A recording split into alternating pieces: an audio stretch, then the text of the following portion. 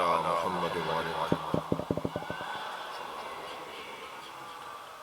رحم اللہ من قرأ الفاتحہ بسم اللہ الرحمن الرحیم الحمد للہ رب العالمین الرحمن الرحیم مالک یوم الدین ایاک نعبد و ایاک نستعین اہدنا الصراط المستقیم صراط الذین انعمت علیہم غیر المغضوب علیہم ولا الضالین صلی علی محمد وعلی محمد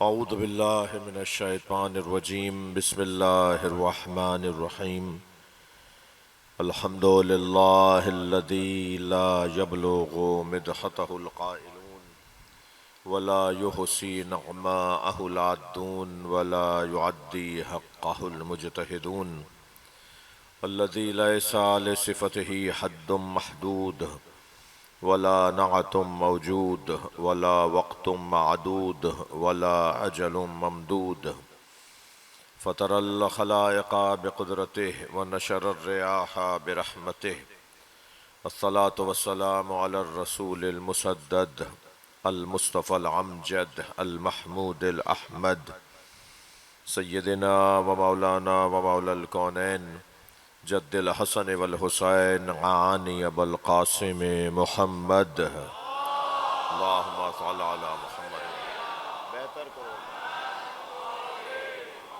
وآلہ الطیبین الطاہرین المعصومین الذین قال اللہ انما یرید اللہ لیذہب عنکم الرجس اہل البیت ویطہرکم تطہیرا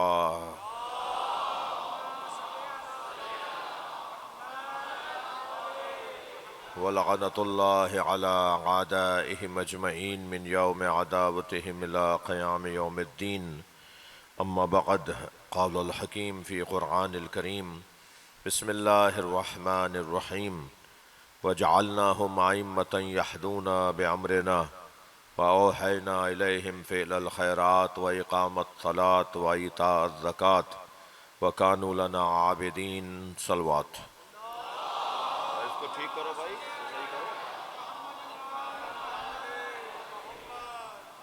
ایک اور بلند صلوات ہدیہ کریں اللہ جا کے صحیح کرواؤ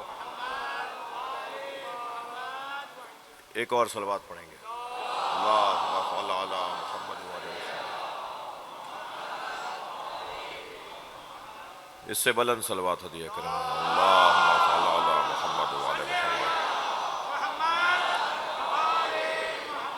سورہ مبارکہ انبیاء کی 73ویں آیت ہے جو میں نے آپ کے سامنے پڑھی ہے اللہ اپنے اس کلام میں ارشاد فرما رہا ہے وَجَعَلْنَاهُمْ أَئِمَّةً يَهْدُونَ بِأَمْرِنَا اور ہم نے انہیں امام بنایا ہے يَهْدُونَ بِأَمْرِنَا کہ وہ ہماری رہنمائی کہ وہ ہمارے امر کی رہنمائی کریں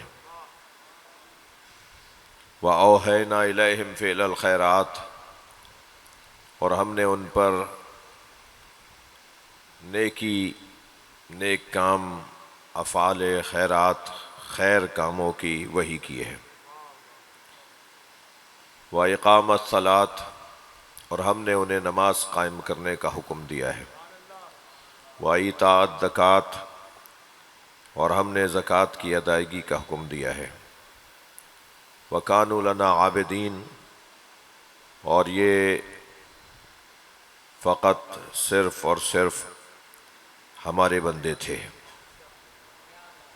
یہ صرف اور صرف ہمارے بندے تھے تبھی ہم نے ان کو امام بنایا ہے تبھی ہم نے ان پر مسلسل وحی نازل کی ہے کہ یہ جو کریں وہ ہمارے حکم سے کریں جو کہیں وہ ہمارے حکم سے کہیں ان کا ہر فعل حکم الہی کا پابند ہو ہر فعل حکم الہی کے مطابق ہو وَإِقَامَ الصَّلَاةِ اور ہم نے انہیں کہا ہے کہ یہ نماز کو قائم کریں وَإِيتَاءَ الزَّكَاةِ زکوٰۃ کی ادائیگی ہمارے حکم سے ہے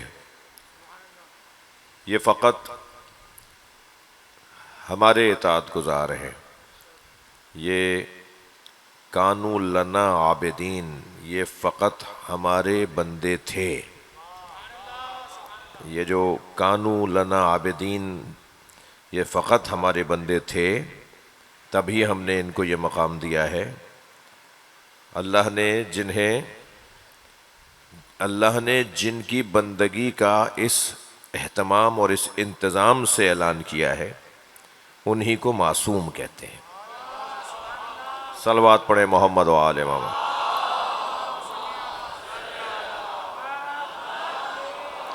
زحمت فرمائیے تھوڑا تھوڑا سا آگے آنے کے لیے، ایک صلوات پڑھتے ہوئے کچھ جگہیں جو خالی ہیں انہیں پر کیجیے گا. صلوات پڑھتے ہوئے تھوڑا تھوڑا سا آگے آئیے.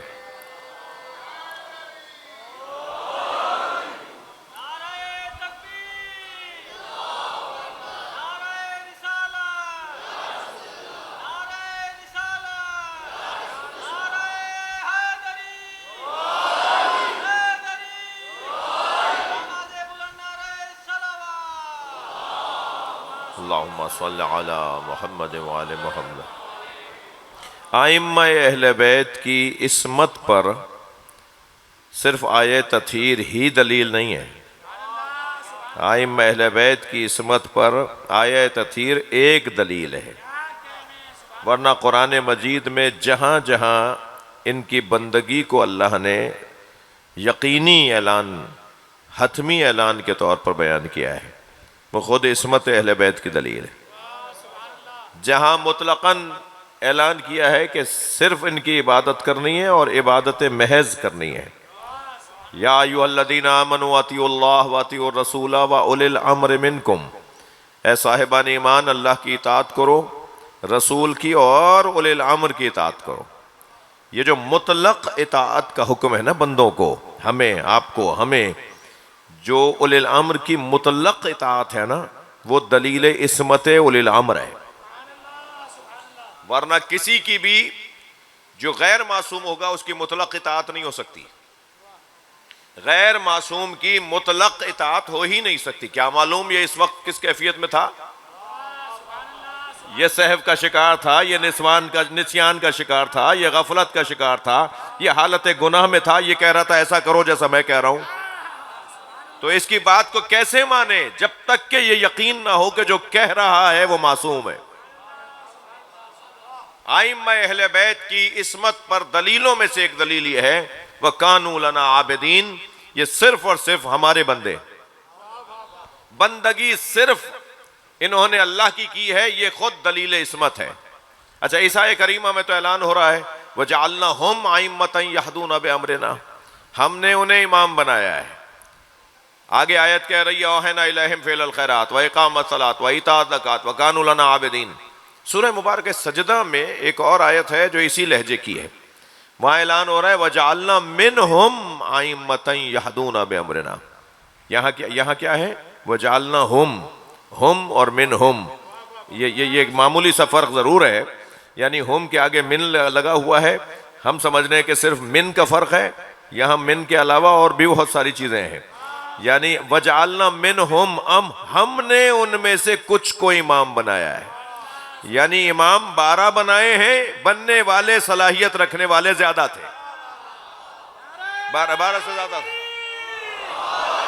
12 سے زیادہ تھے جو امام بن سکتے تھے. مگر ہم نے تو تعداد طے کی ہوئی ہے، اللہ نے تو تعداد طے کی ہوئی ہے کہ 12 سے زیادہ ہونے نہیں ہے.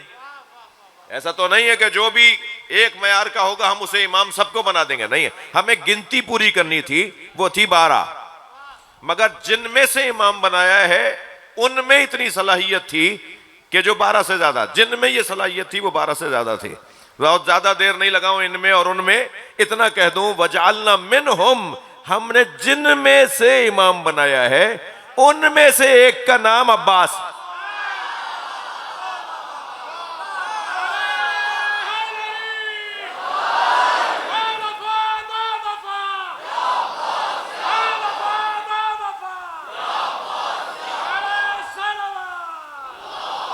اللہم صلی علی محمد. ایک نام مولا عباس کا نام ہے. یہاں بنتا ہے نا استاد قمر جلالوی کے 2 مصرے، وہ کہتے ہیں مقام حضرت عباس کم نہیں تھا قمر. بھائی توجہ چاہوں گا, مقام حضرت عباس کم نہیں تھا قمر, پلاتی دودھ جو زہرا امام ہو جاتی. صلوات بر محمد و آل محمد.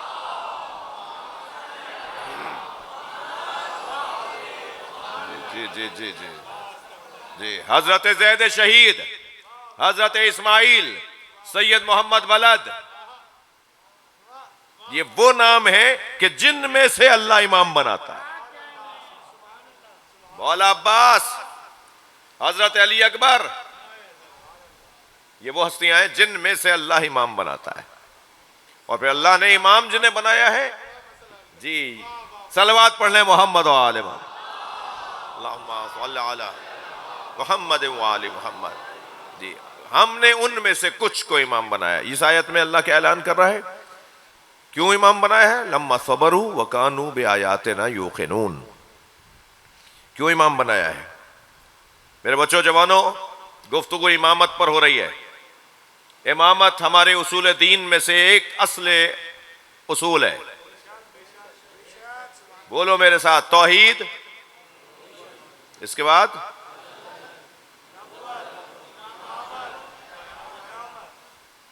امامت. ہمارے ہاں 5 اصول دین میں چوتھا امامت ہے. ایسا ہی ہے. 12 امام ہیں, اور یہ نبی نے فرمایا میرے بعد میرے 12 جانشین ہوں گے. میں جب مجلس پڑھ رہا ہوں تو مجھے اس بات کا احساس ہے کہ مجھے میرا سنی بھائی بھی سن رہا ہے. تو ایسی کوئی بات نہیں ہوگی کہ جو میرے سنی بھائی کی کتاب میں نہ ہو. جی سب کے لیے مشترکہ گفتگو ہے, سب کا مشترکہ مسئلہ ہے. امامت کا مسئلہ اتنا سنجیدہ مسئلہ. توجہ چاہوں گا ڈاکٹر صاحب, آپ سے دعا, اہل دقت سے توجہ. امامت کا مسئلہ اتنا سنجیدہ نہ ہوتا تو نبی کا جنازہ چھوڑ کر امامت کا مسئلہ حل نہ کرتا. اتنا بڑا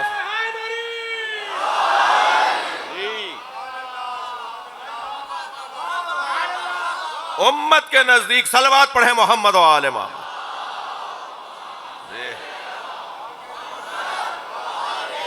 اس کا مطلب ہے کہ مسئلہ سنجیدہ ہے, مسئلہ سنجیدہ ہے. میں اب جس واقعے کی طرف اشارہ کیا اس پہ اس سے زیادہ نہیں رک سکتا, ضرورت نہیں ہے, پیغام پہنچائے. امامت اصول دین میں ایک اصل اصول. ہر نبی کے 12 جانشین, تھکے ہوئے تو نہیں ہے, ہر نبی کے اللہ نے 12 جانشین رکھے. جس نبی کی نبوت کو دوسرے بعد والے نبی کی نبوت کے درمیان فاصلہ تھا, جس نبی کی نبوت کے ان کی رحلت پر اور بعد والے نبی کے آنے تک, جی اتنا فاصلہ جس کے ہاں تھا کہ فاصلہ تھا, تو وہاں چاہے 2 سال کے لیے ایک, 4 سال کے لیے ایک, وہ 12 کی تعداد کو اللہ نے ہر دفعہ ہر نبی کے ساتھ رکھی ہے. سرکار نے بھی فرمایا کہ میں تمہیں بتا رہا ہوں کہ لا یزال, اسلام باقی رہے گا جب تک کہ 12 خلفاء کلہم من قریش, سب کے سب قریش سے ہوں گے. اولہم علی وثانی سبط اکبر وثالث حسین ابن علی وتسعۃ من ولد الحسین. پہلا علی, دوسرا میرا بڑا بیٹا حسن, تیسرا میرا چھوٹا بیٹا حسین, اور 9 حسین کے بیٹے. یہ سب کے سب میرے خلیفہ ہیں. سرکار دو جہاں نے جانے سے پہلے اپنے خلفاء کی تعداد بھی بتائی. سنی شیعہ, میں پہلے ہی کہہ چکا ہوں, بار بار مجھے کہنے کی ضرورت نہیں ہے, سب کی کتابوں میں ہے, سب کی کتابوں میں. اب نبی نے فرمایا ہے تو اب 12 تو ہونے, تو اب کیا ہوا کہ 30 سنہ 30 سال تک, جی 30 سال تک خلافت راشدہ رہے گی، تو اس 30 سال کے خلافت راشدہ کو پورا کرنے کے بعد پھر سرکار نے خود فرما دیا بقول میرے بھائیوں کے کہ اس کے بعد جو ہے وہ ملوکیت میں تبدیل ہو جائے گی۔ اچھا، تضاد ہے یا نہیں؟ ایک جانب 12 خلیفہ ہوں گے اور 12ویں پہ قیامت آئے گی، ایک جانب 30 سال تک خلافت راشدہ رہے گی اور اس کے بعد ملوکیت آ جائے گی۔ ٹھیک ہے، وہ جو ملوکیت آئی اس وقت میں امام کون ہے؟ سرکار فرما رہے ہیں من ماتا ولم یعرف امام زمانہ فقد ماتا میتۃ جاہلیہ، جو مر جائے اور اپنے زمانے کے امام کی معرفت نہ رکھتا ہو وہ جاہلیت کی موت مرا۔ وہ جو دورانیہ ہے وہ جس دورانیہ کو آپ ملوکیت کہہ رہے ہیں، ایک صلوات اور پڑھے نبی کے۔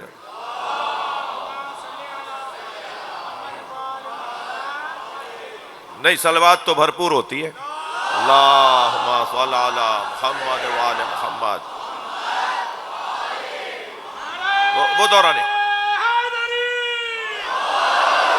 وہ دورانیہ جو ملوکیت کا دورانیہ ہے، اس زمانے، توجہ ہے میرے ساتھ بھائی، اس زمانے میں بھی تو لوگ مرے، اور نبی تو سرکار تو فرما رہے من مات ولم یعرف امام زمانہ فقد مات میتۃ جاہلیہ، جو اپنے زمانے کے امام کی معرفت نہ رکھتا ہو وہ جاہلیت کی موت مرا۔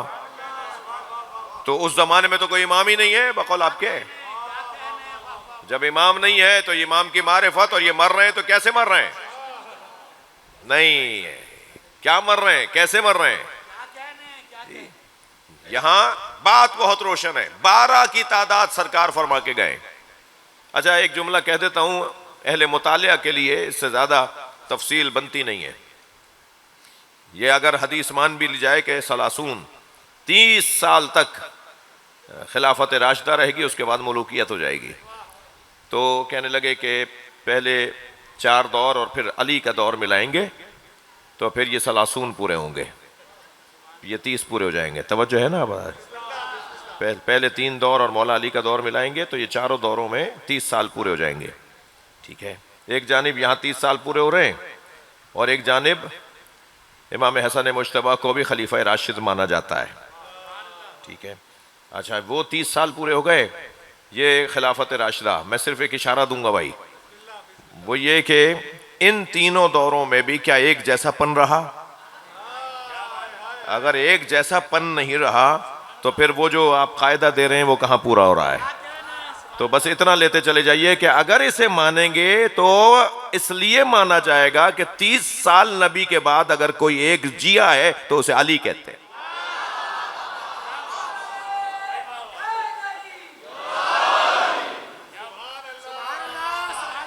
اگر مان بھی لیا جائے تو صرف مولا کائنات کی ذات ہے جو پورے 30 سال نبی کے بعد رہے ہیں۔ 40 ہجری میں شہادت ہو رہی ہے، 11 ہجری میں سرکار کی رحلت ہو رہی ہے، نبی کے پورے 30 سال تک اگر کوئی جیا ہے تو علی، اگر اس رستے سے بھی آئیں گے، ورنہ تو بحث بہت ہی روشن ہے کہ نبی مکرم نے فرمایا عمومی اجتماع میں اور عمومی مجلس میں اس سے زیادہ اشارے ضروری نہیں ہے۔ سرکار نے 12 خلیفاؤں کے بارے میں بات کی ہے جو طے شدہ بات ہے۔ اب کیا ہوا جی؟ اثنا عشریوں کے علاوہ، آپ کے علاوہ، اس ممبر کے علاوہ، اس امام بارگاہ کے علاوہ سب بند گلی میں کھڑے ہیں۔ کسی کے 52 ہو گئے، کسی کے 40 ہو گئے جی۔ اب وہ 40 کو کیا کریں اور 52 کو کیا کریں؟ تو کہا پہلے 4، پھر 3 چھوڑ کے 1، پھر 4 چھوڑ کے 2، اس طرح 12 پورے ہو گئے، قیامت نہیں آئی۔ واحد اثنا عشری ہیں جو 12ویں پہ رکے ہوئے ہیں، اور اثنا عشری 12ویں پہ رکے ہوئے ہیں یا اللہ نے 12ویں پہ روکا ہوا ہے؟ یہ ساری کائنات اللہ نے 12ویں پہ روکی ہوئی ہے۔ 12ویں کو اتنا طول عمر سے نوازا کہ 1150 سال گزرنے کے بعد بھی 40 سال کے،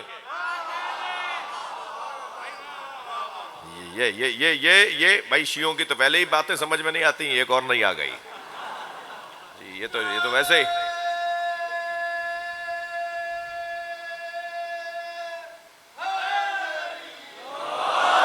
ابھی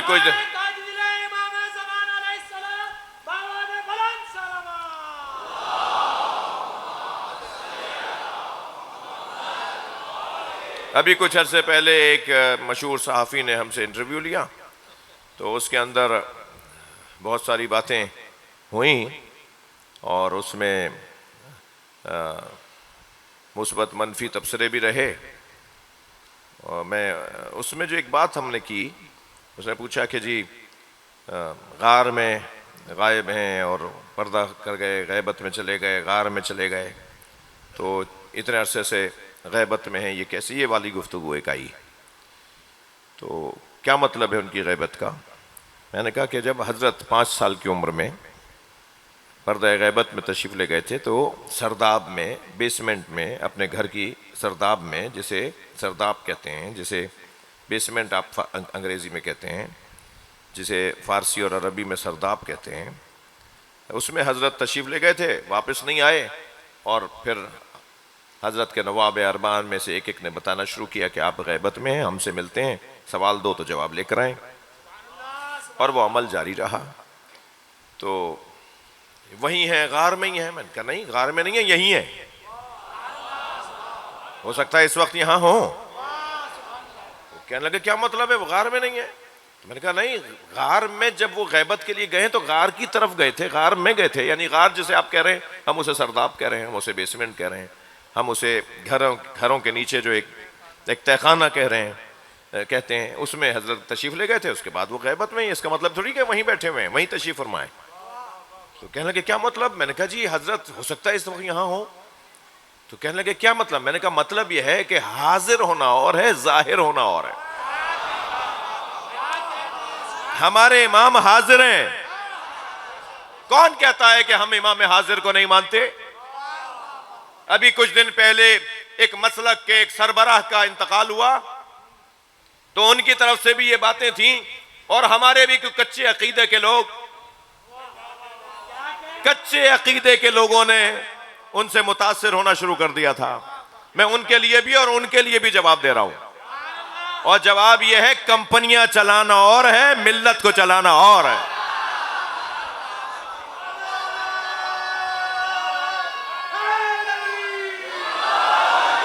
پیسے کی بنیاد پر قومیں، ملتیں نہیں چلتی بھائی، پیسہ بانٹنا شروع کر دیں سب مان لیں گے۔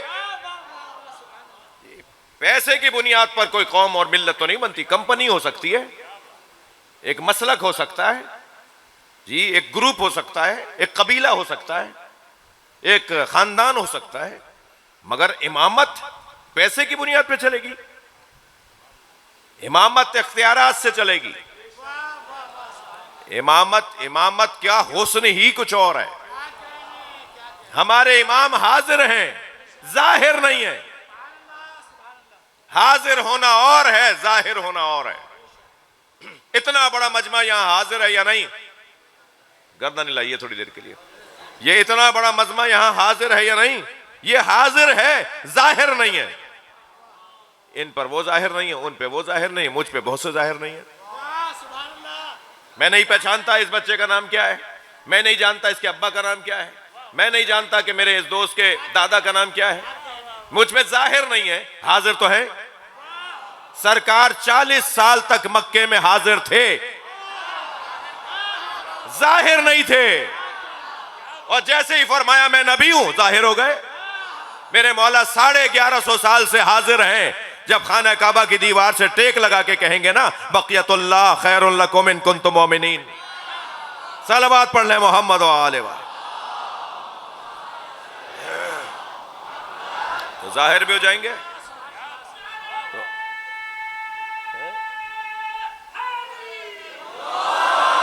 تو پھر تکفیریوں کے ایک پیج سے ایک کارٹون چلا، اس کارٹون میں انہوں نے ہمیں بھی بنایا، اور اس میں انہوں نے کہا کہ صاحب لو، اب تک تو شیعہ کہتے تھے غار میں ہیں، اب یہ شہنشاہ نقوی نے ایک اور نئی بات چھوڑ دی۔ تو کون کہتا تھا بھائی غار میں ہیں؟ ہم نے یہ ضرور کہا ہے کہ غار میں غیبت کے لیے گئے، تہ خانے میں غیبت کے لیے تشریف لے گئے، لیکن حضرت تو ہمارے درمیان ہے. ہم جو 12 امامی ہیں، خفا تو نہیں ہیں آپ؟ ہم جو 12 امامی ہیں نا، ہمارے علاوہ سب بند گلی میں ہیں. کسی کی کوئی تعداد ہو گئی ہے، کسی کی کوئی تعداد ہو گئی ہے. کوئی حل نہیں ہے اس کے علاوہ کسی کے پاس کہ 12 کی تعداد کو پورا کرے اور وہ 12ویں کو مانے.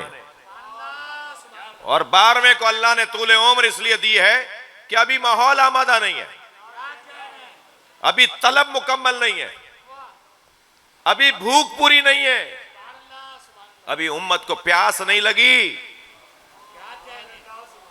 جب تک کہ امت کی روح کو پیاس نہیں لگے گی، یہ اللہ کا آب زلال نہیں آئے گا. یہ اللہ کا میٹھا پانی، قرآن نے کہا ہے آب زلال نے، اس گھرانے کو میٹھا پانی کہا ہے اللہ نے. ماؤن غورا کہا ہے. صلوات پڑھیں محمد و آلہ.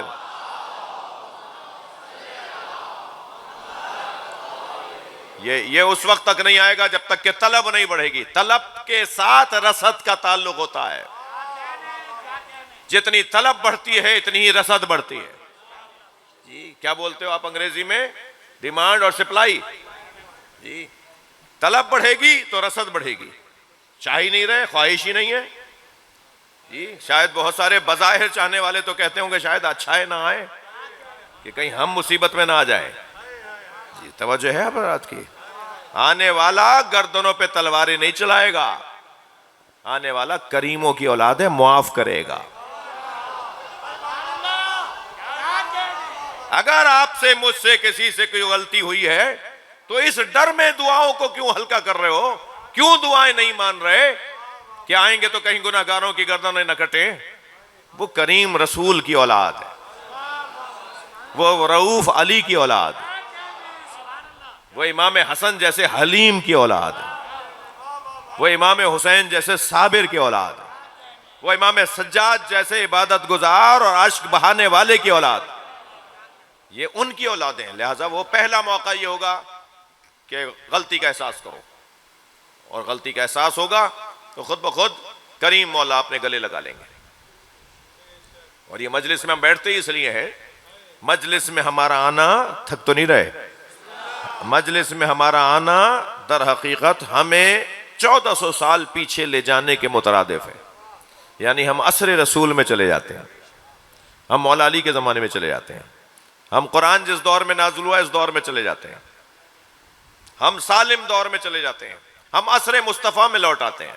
اس لیے کہ قرآن پڑھ رہے ہوتے ہیں، اس لیے کہ قرآن کی تفسیر سن رہے ہوتے ہیں، اس لیے کہ ان پاک ہستیوں کا تذکرہ سن رہے ہوتے ہیں جن کے واقعات 1400 سال پرانے ہیں. اور پیچھے پلٹنا، اپنے ماضی کو یاد رکھنا، اپنے گھر کا پتہ یاد رکھنا، یہ کامیاب انسان کی دلیل ہے، علامت ہے کہ اسے اپنے گھر کا پتہ یاد ہے. ہم بار بار مجلس اعظم میں آ کے بیٹھتے ہیں، ہم بار بار مجلس اعظم میں آ کر بیٹھتے ہیں، اس لیے آ کر بیٹھتے ہیں تاکہ ہمیں یاد رہے کہ ہم ہیں کون، ہم کہاں کے ہیں. جی وہ طول عمر پا چکے ہیں اور اللہ کی اذن سے اور اللہ کی اجازت سے 40 سال کی عمر میں ظاہر ہوں گے. 1150 سال کے اب ہو چکے ہیں. بھائی تضاد ہے؟ یہ کوئی تضاد نہیں ہے.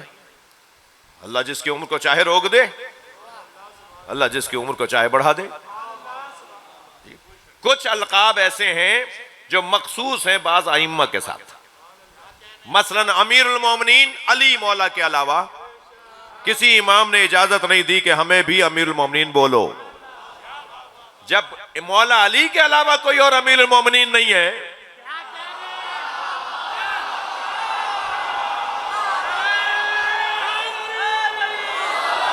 ماشاءاللہ،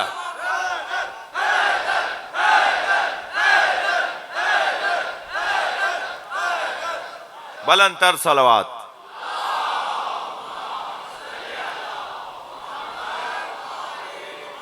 ایسے ہی صاحب الزمان صرف اور صرف امام زمانہ کا لقب ہے. میرے مولا رضا کو کسی نے سلام کیا، السلام علیکہ یا صاحب الزمان، حضرت نے اسے ٹوک دیا، مولا رضا نے اسے ٹوک دیا. حضرت نے فرمایا مجھے صاحب الزمان نہیں کہو، صاحب الزمان ہمارا آخری ہے. صاحب الزمان ہمارا 12واں ہے. تم دیکھ نہیں رہے میرے بال سفید ہو گئے؟ حضرت فرماتے ہیں تم دیکھ نہیں رہے میرے بال سفید ہو گئے؟ تم دیکھ نہیں رہے کہ سورج کا اور ہواؤں کا اور روشنی کا میرے اوپر اثر ہے؟ اور جو ہمارا صاحب الزمان، ہمارا آخری اور صاحب الزمان ہوگا، اس پہ زمانہ اثر نہیں کرے گا. وہ صاحب الزمان ہے، وہ زمانے پہ اثر کرے گا، اس پر زمانہ اثر نہیں کرے گا.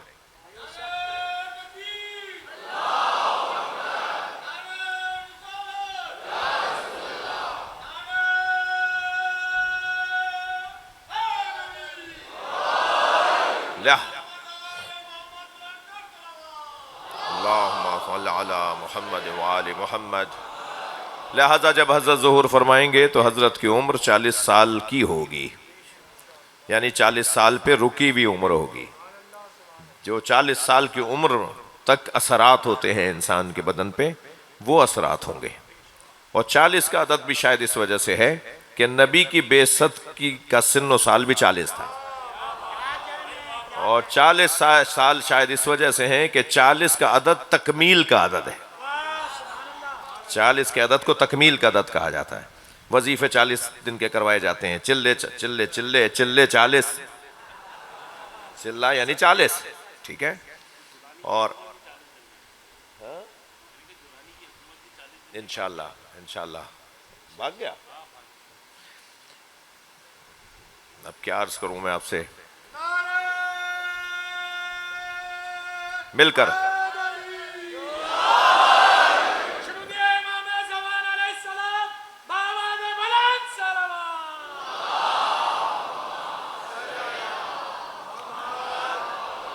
میں صرف میرے بھائی نے ابھی مجھے ایک لقمہ دیا، تو میں صرف ایک جملہ کہتا ہوا گزروں کہ ویسے بھی جولانی جیسے لوگوں کو بھاگنا ہی تھا.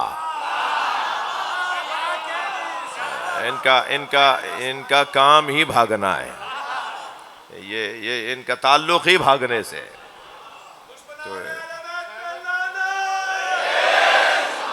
سوال تو ان پر اٹھے گا، سوال تو ان پہ اٹھے گا جنہوں نے ان کے آنے پہ خوشیاں منائی تھی. سوال تو ان پر ہے. یاد رہے امریکہ کی دشمنی سے نہ ڈرنا، دوستی سے ڈرنا. یہ ہے آیت اللہ خمینی کا جملہ. ان کی مغفرت کے لیے بلند صلوات.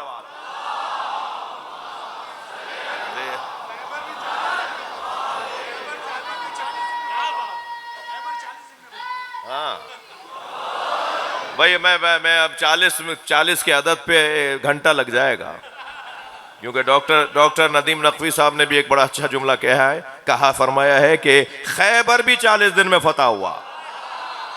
تو 40 کا عدد حضرت جب ظہور فرمائیں گے تو 40 سال کی عمر ہوگی. تو ایک صاحب کہنے لگے مولانا یہ کیسے ممکن ہے؟ وسیع بھائی کہنے لگے یہ کیسے ممکن ہے؟ میں نے کہا جی کیوں ممکن نہیں ہے؟ کہنے لگے یا تو بولیے 1150 سال یا بولیے 40 سال. تو میں نے کہا یہ دونوں ممکن ہے. میں نے کہا آپ فرمائیے کتنے سال کے ہیں؟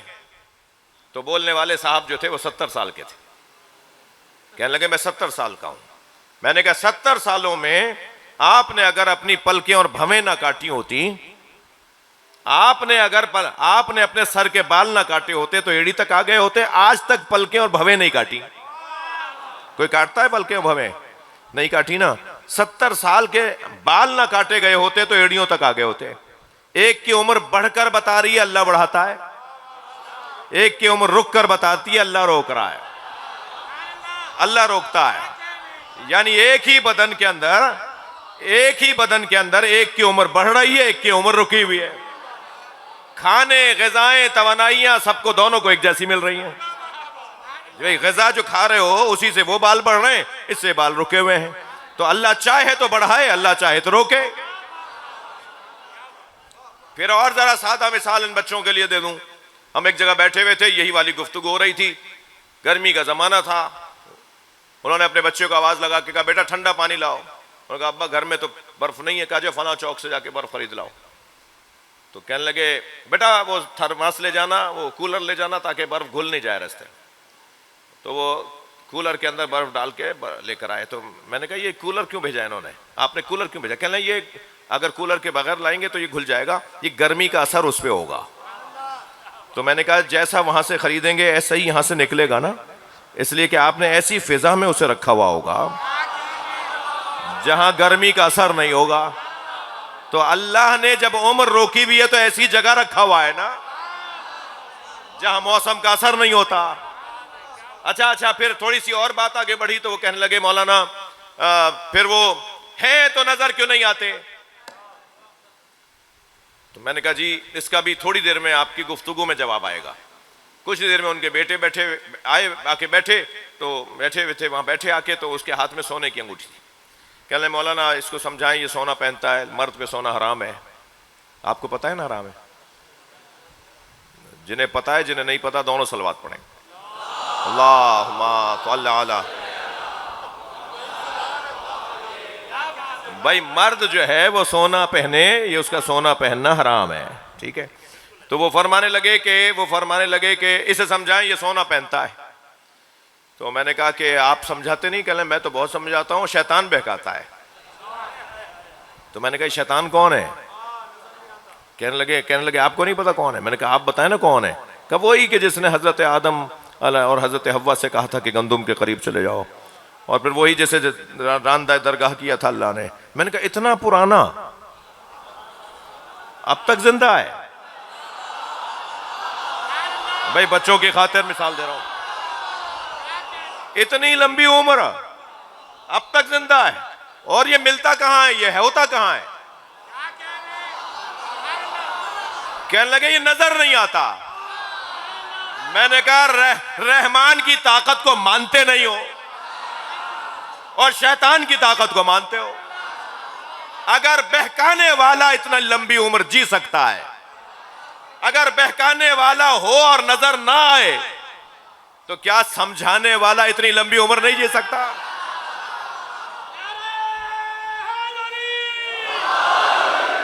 ہم 12ویں کے دور کے لوگ ہیں. یہ زمانہ ہمارے 12ویں امام کا زمانہ ہے, اور ہمیں یقین ہے, ہمارا ایمان ہے, ہمارا عقیدہ ہے کہ وہ ہماری مجلسوں میں آتے ہیں, ہماری عزاداری میں آتے ہیں, جی ہمارے جنازوں میں آتے ہیں. اللہ کرے ہماری خوشیاں بھی اس قابل ہوں کہ اس میں آتے ہوں. خوشیوں میں ہم بھول جاتے ہیں نا کہ ایسا کوئی کام نہیں کریں کہ جس سے مولا ناراض ہوں گے. جی اور اب تو کچھ ہمارے درمیان شیطان کے بچے, ہاں مولا علی نے شیطان کے بچوں کی بات کی ہے. شیطان انڈے دیتا ہے, مولا علی نے فرمایا بھائی, ہاں نہج البلاغہ میں خطبہ ہے حضرت کا, ہاں ہنسنے مسکرانے کی بات نہیں ہے. مولا فرماتے ہیں کہ شیطان لوگوں کے سینوں میں انڈے دیتا ہے, اور پھر ان انڈوں سے بچے نکلتے ہیں, اور بچے اگر زیادہ ہوں تو ایک ایک انگلی, ایک ایک پوروا, ایک ایک ہاتھ, ایک ایک اعضا, اس پہ وہ شیطان کا بچہ بیٹھا ہوتا ہے. پورے بدن پہ قبضہ کرتے ہیں. آنکھ شیطان کا بچہ چلا رہا ہوتا ہے, کان شیطان, مولا علی کے جملے ہیں بھائی, کان شیطان کا بچہ چلا رہا ہوتا ہے, ہاں پیر شیطان کے بچے چلا رہے, شکم شیطان کے بچے چلا رہے, پورے بدن پہ کنٹرول ہو جاتا ہے. جی اور پھر شیطان کے بچے جب سال بھر گھیرے رہتے ہیں, جب اترے ہوئے بدن کے اندر تو باندھو گے کہاں, کسے باندھیں؟ جب مولا کی اس تعبیر کے مطابق شیطان کے بچوں نے پورے باڈی پہ قبضہ کیا ہوا ہو, تو ماہ رمضان میں کس کو باندھنا ہے؟ ماہ رمضان میں کسے باندھنا ہے؟ اپنے آپ کو باندھنا ہے کیا؟ اس حد تک خطرناک ہے یہ وجود جسے شیطان کہتے ہیں. اور پھر جب اس حد تک شیطانی وجود ہو جائے تو پھر یہ ماتمی دستہ نقی بھائی کا ہوگا, میرا تو نہیں ہے. وہ کہیں گے یہ میرا ہے, یہ نقی بھائی کا نہیں ہے. پھر ان کی انجمن ہے, یہ میری تو نہیں ہے. پھر ان کا امام بارگاہ, یہ میرا تو نہیں ہے. جی یہ میرا تیرا پھر اس میں شروع ہو جائے گا. جی یہاں یہ ان کا پیڑ ہے, یہ ان کا زلجنا ہے, یہ میرا تو نہیں ہے. یہ ان کے گھر سے جلوس نکلا ہے. یہ ساری مثالیں ہیں نا. یہ ان کے امام بارگاہ سے جلوس نکلا ہے, میرے یہاں سے تو نہیں نکلا. یہ جو بھی آپ سے گفتگو کرتا نظر آ رہا ہو, بچوں آپ سے بات کر رہا ہوں جی, آپ کے ہاتھ میں کل آنا ہے, کل آج کے بچوں کے ہاتھ میں آنا ہے. میں آپ سے بات کر رہا ہوں, جو بھی آپ کے کان میں اس طرح کی بات کرتا نظر آئے سمجھو شیطان سے وابستہ ہے. اس کا کوئی تعلق رحمانی طاقتوں سے نہیں ہے, اس کا کوئی تعلق امام حسین کے گھرانے سے نہیں ہے. ہاں ہو سکتا ہے خاندانی طور پر وہ کچھ راہ و رسم بھی رکھتا ہو. ایسے لوگوں کی حوصلہ شکنی کیجئے, ایسے لوگوں کی مذمت کیجئے. کہیں آپ کو اگر یہ آواز آئے تو اسے فوراً گھور کے دیکھیے جیسے آپ کسی ذاتی دشمن کو گھور کے دیکھتے ہیں, اس لیے کہ آپ کے ذاتی دشمن سے زیادہ خطرناک. اور فوراً اسے کہیے کیا بات کر رہے ہو, یہ تم یہ کیا بات کر رہے ہو, یہ جلوس کسی کے بھی امام بارگاہ کسی کے گھر سے بھی نکلا ہے, امام حسین کا ذکر ہو رہا ہے. یہ سب ہمارا ہے, ہم ان کے ہیں, ہم سب مل کر مولا کے ذکر کی عبادت میں مصروف ہیں. میرے عزیزو, میرے بچوں جوانوں, جب مجلس میں آؤ نا تو کوشش کرو طہارت کر کے آؤ, کوشش کرو وضو کر کے آؤ. گھر سے نہیں کر کے آئے, امام بارگاہوں کے ساتھ مسجدیں بھی ہوتی ہیں, ہر امام بارگاہ کے ساتھ مسجد ہے, پوری دنیا میں ہر امام بارگاہ کے ساتھ مسجد ہے, مسجد کے ساتھ امام بارگاہ ہے. وضو کر کے پھر مجلس میں آؤ. اس لیے کیا معلوم کہ ہم سے آگے جو بیٹھا ہے وہ اللہ کا کون اور کتنا بڑا ولی ہو, اور کیا معلوم کہ جب مجلس کے بعد حلقہ ماتم لگے تو ہمارے ساتھ جو ماتم کر رہا ہو, کیا معلوم وہ امام زمانہ ہو. میں بیویوں سے بھی کہوں گا جو امام بارگاہ کے اندر تشریف فرما ہے کہ باہر نکلتے وقت کسی کو دھکا نہ لگ جائے. کیا معلوم کہ وہ بیوی آئی بھی ہوں جو اپنے بچے پہ رونے والوں کو بہت عزیز رکھتی ہیں. مردوں سے بھی کہہ رہا ہوں, خیال رہے کہ کسی کو کوہنی نہ چبھ جائے. امام سجاد آئے ہوئے ہیں, ائمہ اہل بیت مجلس میں آتے ہیں. ہمارا عقیدہ, ہمارا ایمان ہے کہ اگر میں سچا ہو جاؤں تو امام آ جاتے ہیں, اور یقیناً سب سچے ہیں, سب سچے ہیں الحمدللہ, سب قربتاً اللہ مجلس میں بیٹھے ہیں. چلیے میرے ساتھ کچھ دیر کے لیے اتنا تو سوچئے کہ اگر میرے اور آپ کے سامنے, ہمارے گھر کی کسی عورت کو کوئی دیکھے تو ہمارا کیا حال ہو جائے گا, اور اگر ہمارے گھر کی کسی بیوی کی طرف کوئی اشارہ کرے تو ہماری کیا کیفیت ہو جائے گی. اور اس سے بڑی بات کروں, اگر ہمارے گھر کی کسی عورت پہ کوئی ہاتھ اٹھائے تو ہماری کیا کیفیت ہو جائے گی. سلام ہو امام سجاد پر. لوگ اشارے کرتے تھے یہ باغی کی بہن ہے, لوگ اشارے کر کے کہتے تھے یہ حسین کی بہن ہے. جن کے مذہب میں رونا جائز ہے وہ تکلف کر کے نہ روئیں, اور جنہیں آنسو نہیں آ رہے وہ اللہ سے آنسو مانگیں. سلام ہو امام سجاد پر اس وقت میں کہ جب جناب سکینہ کی طرف ایک شخص نے اشارہ کیا تو جناب سکینہ بھائی سے آ کے لپٹ گئی, بھیا ہم نے یہ تو سنا تھا کہ اسیری میں لیا جائے گا, ہم نے یہ نہیں سنا تھا کہ کنیزی میں بھی مانگا جائے گا. اجرکم اللہ, اجرکم اللہ. حق ہے ایسے ہی بلند آواز سے رونے کا. آپ کی آوازیں بلند ہیں, ایام عزاداری کے ہیں, ایام پرسیداری کے ہیں. مجھے کوئی جلدی نہیں ہے, چلیے کچھ دیر کے لیے اس امام کی مظلومیت پہ غور کریں جس نے جنازوں پہ جنازے اٹھائے مگر ہر جنازے پہ اللہ کا شکر ادا کیا. میرے مولا کی آنکھوں میں آنسو ہوتے تھے مگر زبان پر شکر کے کلمات, تسبیح پروردگار. لاشیں تو امام حسین نے بہت اٹھائے مگر عزاداروں 4 لاشوں پہ بہت روئے. ایک لاشا قاسم کا لاشا, اجرکم اللہ, اجرکم اللہ. پامال بھتیجے کا لاشا, اپنے بھائی کی نشانی قاسم, بیوہ ماں کا سہارا قاسم. جب شب عاشور اصحاب حسینی سے امام حسین مل رہے تھے نا, گفتگو ہو رہی تھی, کل کیا ہوگا یہ بات ہو رہی تھی, اور اصحاب کی شہادت کا احوال امام بیان فرما رہے تھے۔ تو جب حضرت امام حسین تمام اصحاب سے مل چکے اور اصحاب اس بڑے خیمے سے نکل کر اپنے خیموں کی طرف جانے لگے تو اچانک امام حسین کی توجہ ہوئی کہ کونے میں قاسم کھڑے ہیں، خیمے کے کونے میں حضرت قاسم کھڑے ہیں۔ آواز دے کر کہا بیٹا قاسم تم بھی یہیں ہو؟ کہا چچا جان میں سب سن رہا تھا، آپ کیسے فرما رہے تھے کہ کل کون کیسے شہید ہوگا، بس میں اس لیے رکا کھڑا تھا کہ مجھے بتائیں میرا نام بھی ہے۔ امام نے فرمایا قاسم تم تو بہت بڑے ہو، تمہارے چھوٹے بھائی علی اصغر کو بھی شہید کیا جائے گا۔ تو جیسے ہی امام حسین نے فرمایا نا تم تو بہت بڑے ہو، تمہارے چھوٹے بھائی علی اصغر کو بھی شہید کر دیا جائے گا، تو ہاشمی جذبہ، شجاعت ہاشمی، غیرت ہاشمی ایک مرتبہ انگڑائی لی، کمر کا پٹکا کھل گیا۔ آواز دے کر کہنے لگے، فرمانے لگے ہل یسلون الی الخیام، چچا جان کیا یہ قوم اشقیاء خیموں میں گھس آئے گی؟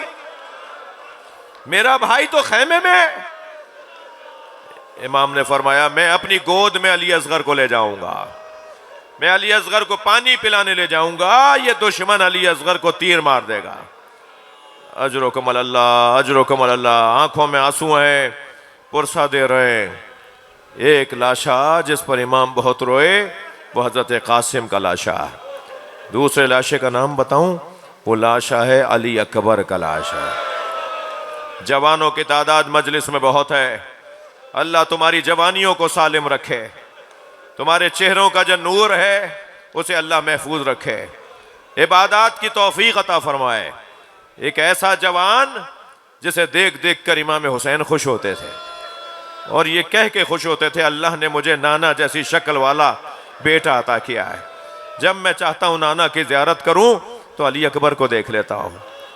حضرت علی اکبر سے اتنا پیار ہے امام حسین کو، 3 سال کی عمر تھی حضرت علی اکبر کی، میرے مولا حسین مسجد نبوی میں عبادت میں مصروف تھے، برابر میں آ کے بیٹھ گئے۔ جیسے ہی امام نے سلام نماز مکمل کی حضرت علی اکبر کو دیکھا، علی اکبر کہا بابا مجھے انگور چاہیے۔ تاریخ کہتی ہے وہ انگوروں کا موسم نہیں تھا، مگر امام حسین نے نہیں فرمایا بیٹا انگوروں کا تو موسم نہیں ہے، کچھ اور مانگ لو۔ کہا بابا مجھے انگور چاہیے۔ امام نے ستون مسجد کو ہاتھ مارا، جو کتابوں میں، جو سیرت کی کتابوں میں، فضائل کی کتابوں میں لکھا ہوا ہے نا، امام حسین نے ستون مسجد کو ہاتھ مارا، مسجد کے ستون سے خوشہ گرا انگوروں کا۔ امام نے انگور کا خوشہ اٹھایا اور علی اکبر کی طرف بڑھا کے فرمایا تم اپنے بابا سے کچھ مانگو اور تمہارا بابا نہ دے۔ 3 سال کی عمر کے علی اکبر بابا سے انگور مانگے تو امام حسین معجزے سے عطا کرے۔ سلام ہو غربت حسین پر۔ جب کربلا میں علی اکبر پانی مانگ رہے تھے، آ کر کہا بابا چند گھونٹ پانی کے مل جاتے۔ اجرکم اللہ، اجرکم اللہ۔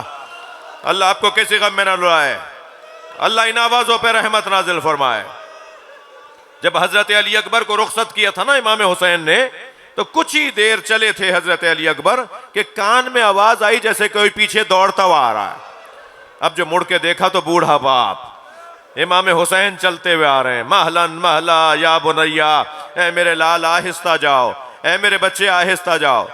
اتر آئے گھوڑے سے، بابا آپ نے تو رخصت دے دی تھی مجھے۔ فرمایا کاش تم جیسا جوان بیٹا ہوتا۔ سر سے لے کے پیر تک علی اکبر کو غور سے دیکھا، گلے سے لگا کر پیار کیا، روانہ کر دیا علی اکبر کو۔ مگر عزادارو کچھ ہی دیر کے بعد امام حسین ایک بلندی پہ کھڑے دیکھ رہے تھے کہ علی اکبر لڑ کیسے رہے۔ کچھ ہی دیر کے بعد حضرت فضہ کو آواز دی، جناب فضہ قریب آئی، اماں جا کے علی اکبر کی ماں سے کہو کہ دعا کرے، ایک مرتبہ اور علی اکبر کو دیکھ لو۔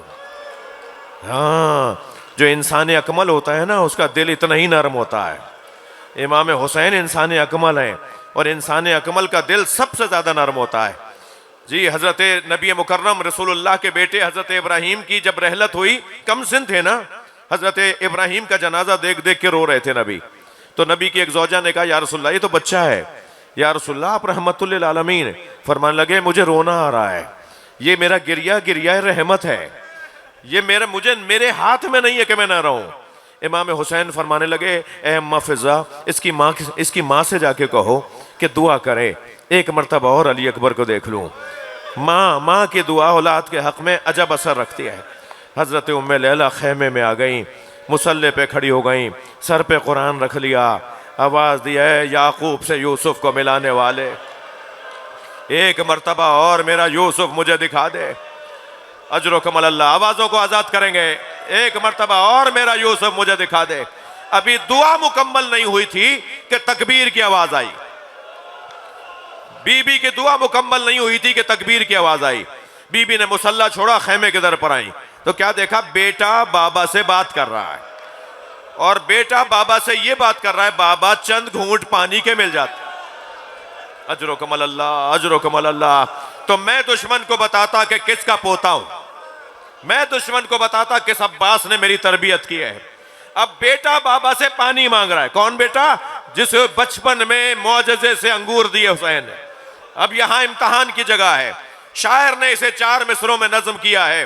شاعر کہتا ہے شدت پیاس سے اکبر نے پلٹ کر دیکھا، اور ماں نے خیمے کی تنابوں سے لپٹ کر دیکھا، کتنی مجبور تھی ساقی کوثر کی بہو، خالی مشکیزہ کئی بار الٹ کر۔ اجرکم اللہ، اجرکم اللہ۔ اللہ آپ کی نوازوں پہ رحمت نازل فرمائے۔ جاؤ علی اکبر جاؤ، تمہارے نانا تمہیں سیراب کریں گے۔ آئے ہیں حضرت علی اکبر میدان کربلا میں، دشمن کا مقابلہ کیا، 80 دشمنوں کو، 80 سپاہیوں کو میرے مولا حضرت علی اکبر نے پھر نار کیا۔ کسی ظالم نے برچھی ماری، سینے میں برچھی کا لگنا تھا، علی اکبر کے پیروں سے رکاب نکلنے لگے۔ آواز دی بابا میرا سلام آخر۔ علی اکبر گھوڑے سے زمین پر آئے، حسین وہاں زمین پر گرے، اور آواز دے کر کہا علی اکبر کچھ نظر نہیں آ رہا، میرے لال میری آنکھوں کا نور چلا گیا، مجھے آواز دیتے رہو۔ ایک مرتبہ پیروں کے قریب سے آواز آئی، بابا میں آپ کے قریب ہوں۔ امام زمین پر بیٹھ گئے، علی اکبر کے سر کو اپنے زانوں پر لیا، کیا دیکھا؟ سینے میں برچھی ہے، تھکیں گے نہیں، تھکیں گے نہیں، سینے میں برچھی ہے۔ میرے مولا حسین نے برچھی نکالنا چاہی تو علی اکبر نے ایڑیاں رگڑنا شروع کی۔ میرے مولا حسین نے آسمان کی طرف دیکھ کر کہا نانا آئیے اور اپنے ساتھ ابراہیم کو بھی لائیے، میں اپنا اسماعیل ذبح کر رہا ہوں۔ یہ کہہ کے برچھی کا پھل نکالا، خون کا فوارہ جاری ہوا، سینے پہ سینہ رکھ دیا، لبوں پہ لب رکھ دیا۔ اجرکم اللہ۔ اب علی اکبر کا جوان کا لاشا اور بوڑھا باپ، ایک مرتبہ میت اٹھانا چاہی تو اٹھ نہیں رہی تھی۔ میں نے 2 روایتیں پڑھی ہیں، دونوں سناؤں گا۔ میرے مولا نے لاشا اٹھا کر زمین پر رکھ دیا، پھر اٹھایا، پھر زمین پہ رکھا، تو برابر سے ایک بی بی کے سلام کی آواز آئی۔ اب جو مڑ کر دیکھا تو زینب بہن کھڑی ہے، آواز دے کر کہتی ہیں بھیا اسے میں نے پالا تھا۔ علی اکبر کا لاشا زینب اٹھائے گی، واحد لاشا ہے جو جناب زینب نے امام حسین کے ساتھ اٹھوایا ہے۔ اور ایک اور روایت کا حصہ ہے، اور وہ یہ کہ آواز دی بنی ہاشم کے بچوں آؤ، بوڑھے باپ سے جوان کی میت نہیں اٹھتی۔ مجلس ہو گئی، عزاداروں گریہ ہو گیا۔ یہ قافلہ شام میں اسیر رہا، اسیری سے رہا پا کے کربلا آیا، رہائی پا کے کربلا آیا۔ کربلا سے مدینہ گئے، مدینہ پہنچے تھے، ابھی 1 مہینہ گزرا تھا کہ دروازے پہ دستک ہوئی۔ کنیز دروازے پر گئی تو روتی بھی اندر آئی۔ جناب زینب نے پوچھا تیرے رونے کا سبب کیا ہے؟ کہ بی بی دروازے پہ 2 جوان کھڑے ہیں، وہ کہتے ہیں ہم سفر پر گئے ہوئے تھے، سفر سے لوٹے ہیں، ہم علی اکبر کے دوست ہیں، ہمیں علی اکبر سے ملنا ہے۔ کبھی بھی جا کے بتا دو علی اکبر نے کربلا بسا لی، اب علی اکبر مدینے میں نہیں رہتا۔